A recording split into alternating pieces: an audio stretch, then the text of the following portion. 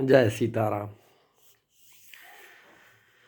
मुझे किसी बात की पीड़ा है और आप मेरी इस व्यथा को सुन लेंगे तो मुझे लगता है कि मेरा मन कुछ हल्का हो जाए।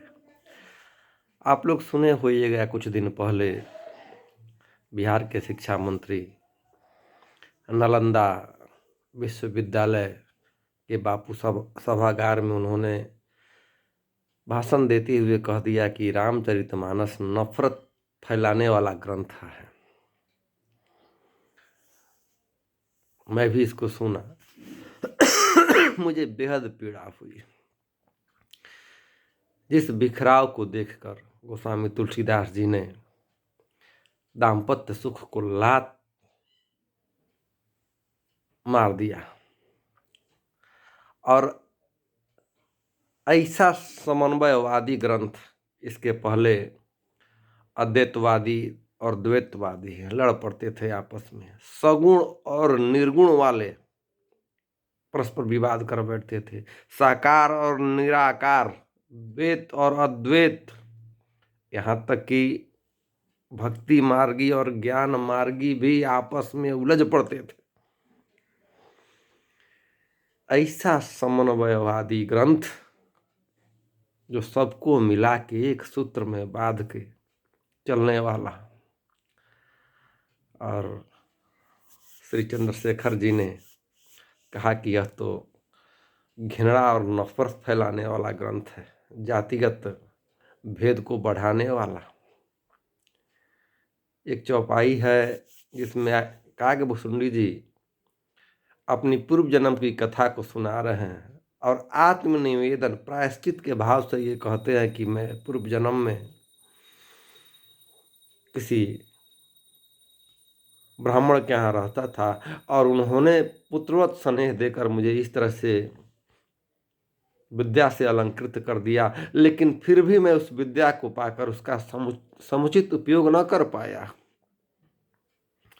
भयहूँ यथा अहि दूध पिलाए, जैसे सर्प को दूध पिला दिया जाए तो और विषैला हो जाए, वैसे ही मैं हो गया। यह एक प्रायश्चित का भाव है, उनके भीतर से निकल रहा है।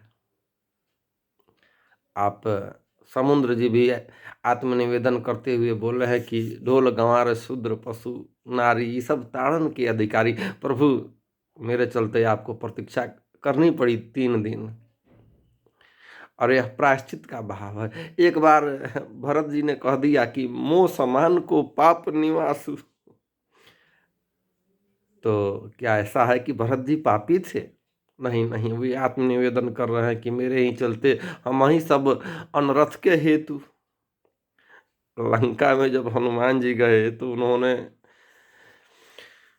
विभीषण जी से कहा कि कहूँ कौन मैं परम कुलीना, कपि स्वभाव चंचल सब हीना, प्रात ले जो नाम हमारा, तादिन ताहि न मिले आहारा, असमय अधम सखा सुनु, मोहू पर रघुवीर, किन्हि कृपा सुमिरी गुना, भरे बिलोचन नीर।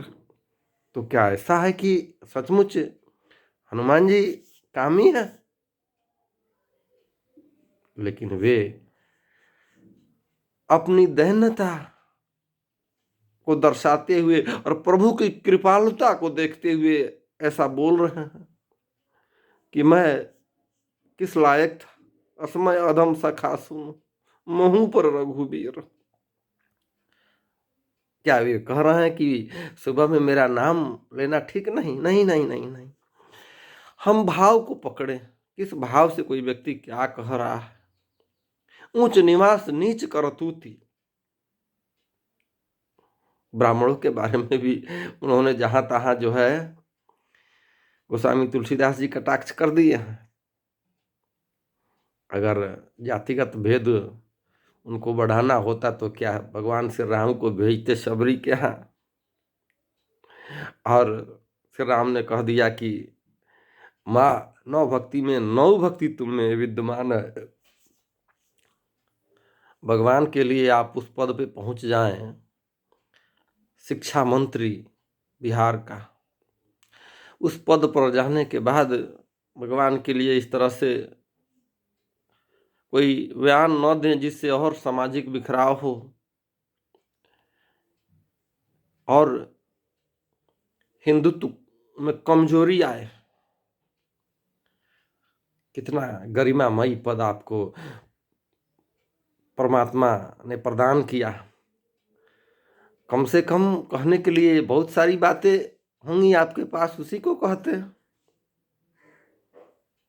अब कोई कहे कि कुरान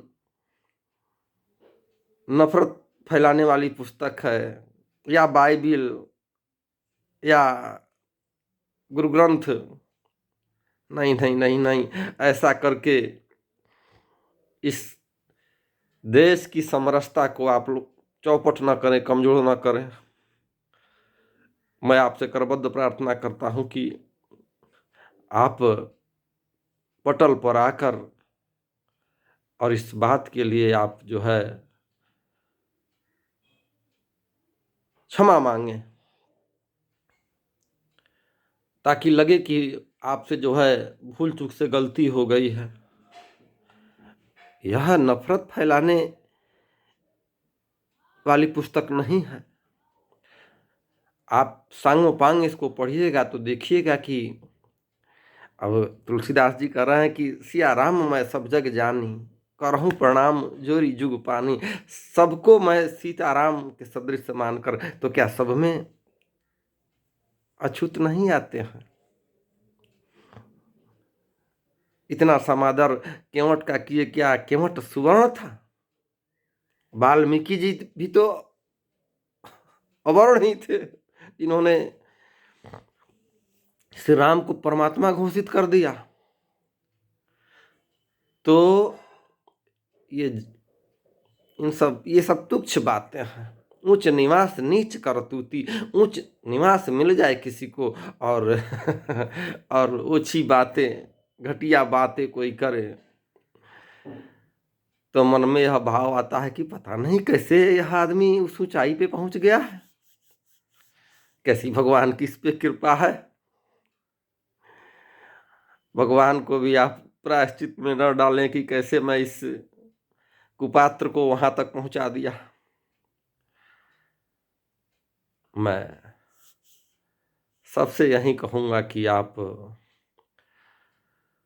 यह देश जो है